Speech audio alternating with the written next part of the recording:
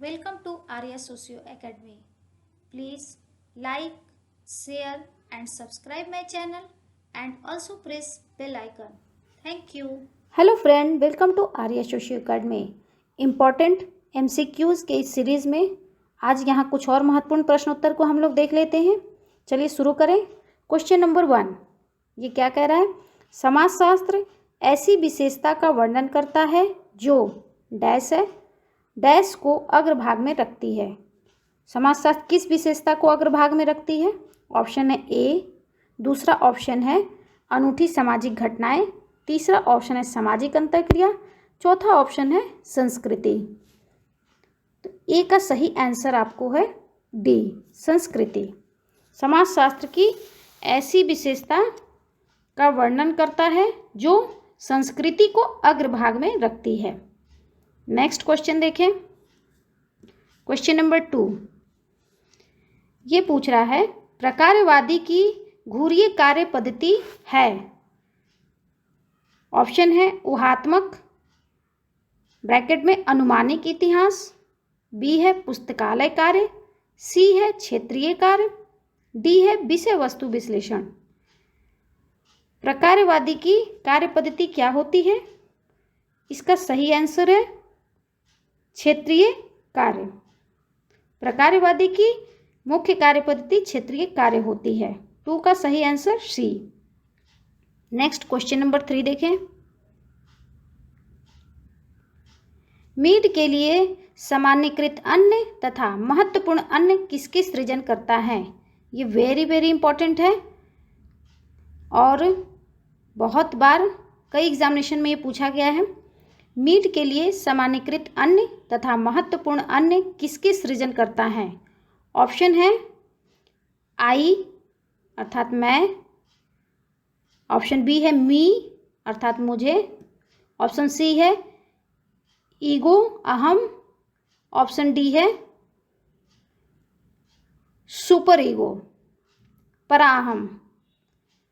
इसका सही आंसर है सामान्यीकृत अन्य और महत्वपूर्ण ऑन मी के सृजनकर्ता होते हैं।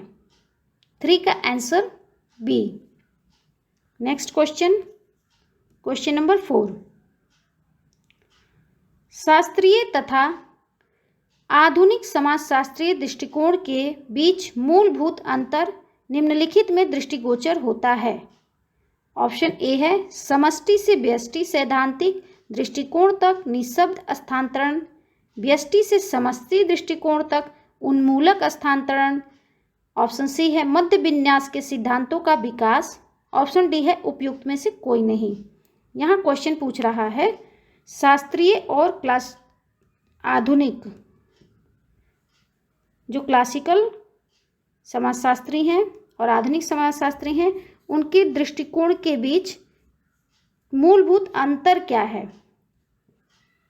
इसका सही आंसर है समष्टि से व्यष्टि सैद्धांतिक दृष्टिकोण तक निःशब्द स्थानांतरण। शास्त्रीय समाजशास्त्री समष्टि की भावना, समष्टि को लेकर चलते हैं और आधुनिक समाजशास्त्री व्यक्तिक सैद्धांतिक दृष्टिकोण को अपनाते हैं। तो 4 का सही आंसर होगा ए।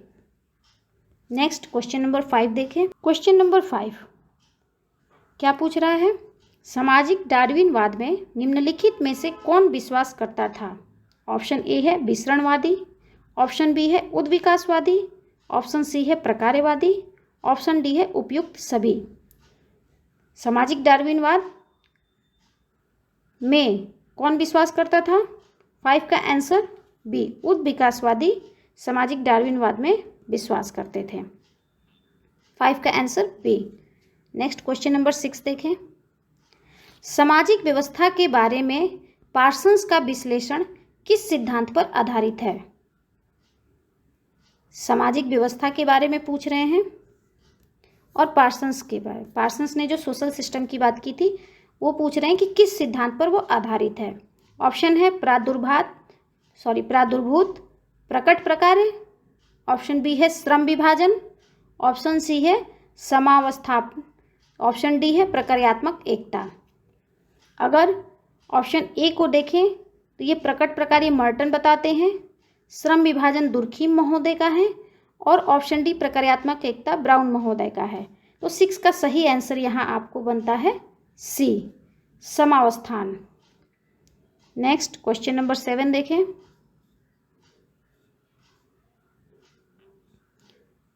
अपनी पुस्तक द स्ट्रक्चर ऑफ सोशल से इस वाग्मिता प्रश्न अब कौन स्पेंसर को पढ़ता है के साथ प्रारंभ की। इसमें आपको 2 क्लू है। यहाँ है the structure of social action, ये बुक किसने लिखी है, उससे भी आप आंसर निकाल सकते हैं। या एक इनकी बात है यहाँ पे, अब कौन स्पेंसर को पढ़ता है। तो ऑप्शन में है A Durkheim, option B Parsons, option C Weber, option D Pareto. तो 7 का आंसर क्या बनता है, the structure of social action book ये किसकी है, पार्सन्स महोदय की है। तो 7 का answer B. Next question number 8 देखें। दृश्य घटना विज्ञान किसका आमूलचूल विकल्प है। प्रत्यक्षवाद, दूसरा ऑप्शन है उद्विकासवाद, तीसरा ऑप्शन है प्रकार्यवाद, चौथा ऑप्शन है विसरणवाद। 8 का आंसर दृश्य घटना विज्ञान का विकल्प क्या है, प्रत्यक्षवाद है। 8 का आंसर ए। क्वेश्चन नंबर 9 देखें।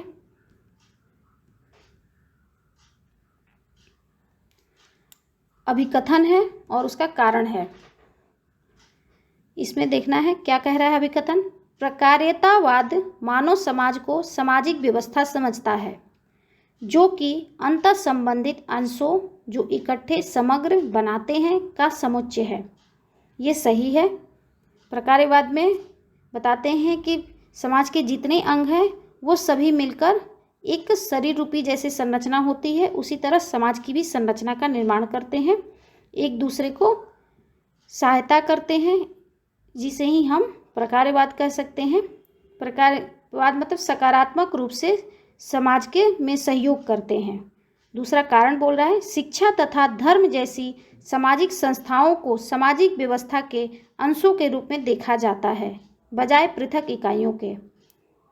शिक्षा और धर्म जैसी सामाजिक संस्था जो है उसको हम लोग अलग अलग रूप में नहीं देखते हैं, सामाजिक व्यवस्था के अंतर्गत इस सभी का अध्ययन करते हैं।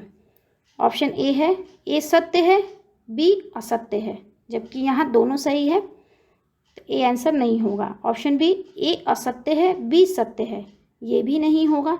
ऑप्शन सी ए और बी दोनों सत्य हैं परंतु बी ए की सही व्याख्या नहीं है, ये भी आंसर नहीं होगा। ए और बी दोनों सही हैं, ये दोनों एक दूसरे की ए की भी व्याख्या करता है। तो यहाँ क्या है, ए और बी दोनों सत्य हैं परंतु बी ए की सही व्याख्या है।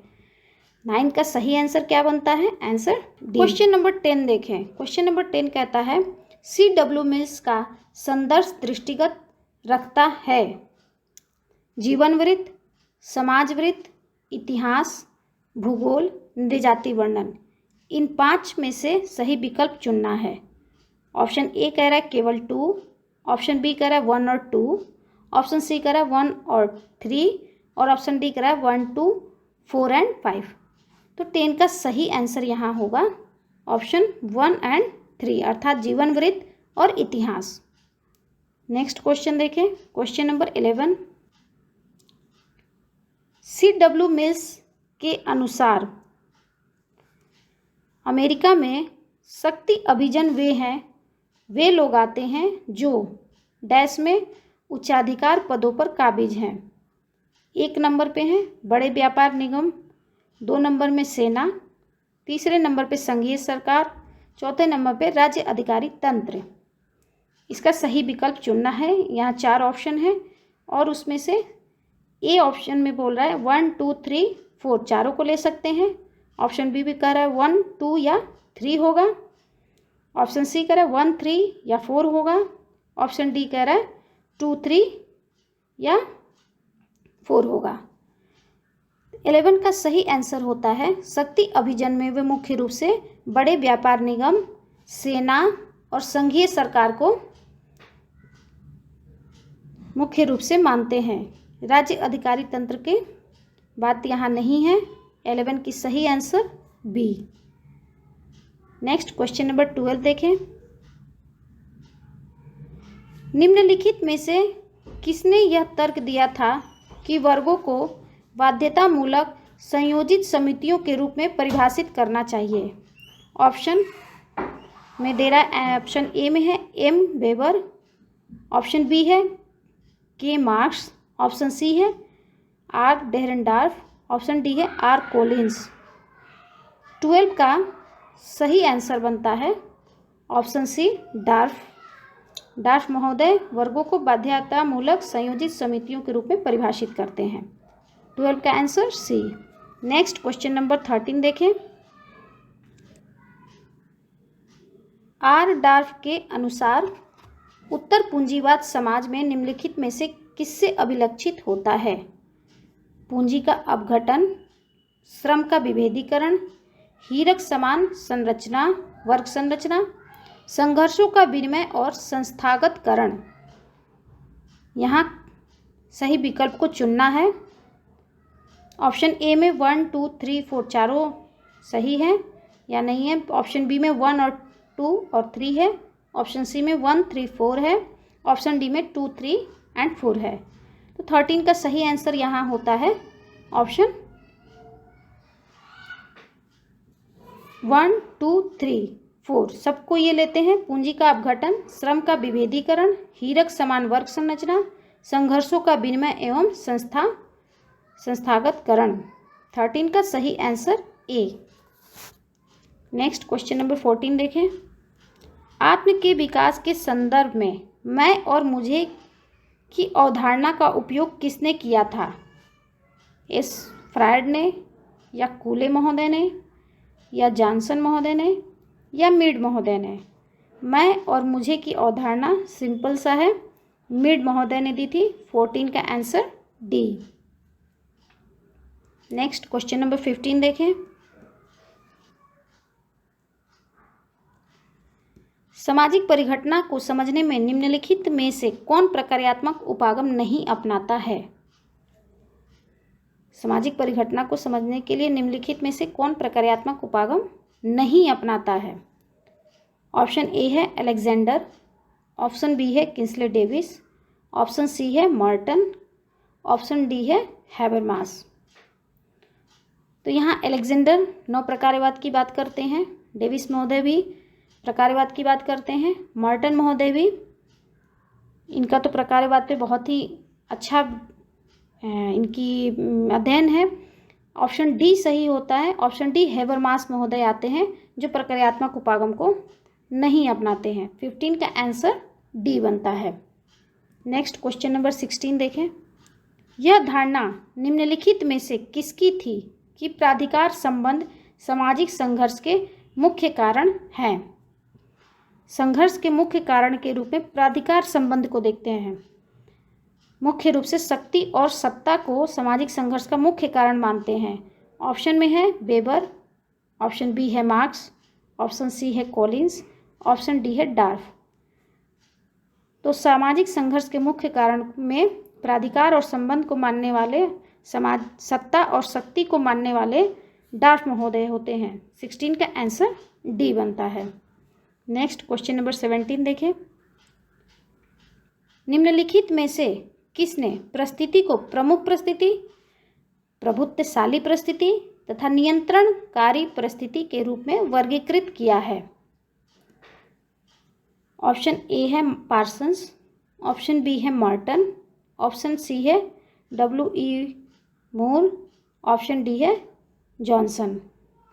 मॉर्टन महोदय ने परिस्थिति को प्रमुख परिस्थिति, प्रभुत्वशाली परिस्थिति, नियंत्रणकारी परिस्थिति के रूप में वर्गीकृत किया था। 17 का सही आंसर बी। क्वेश्चन नंबर 18 देखें। निम्नलिखित में से किसने अपने सिद्धांत में अंतःक्रिया अनुष्ठान की अवधारणा का उपयोग किया था? किसने अपने सिद्धांत में अंतःक्रिया अनुष्ठान की अवधारणा दिया है?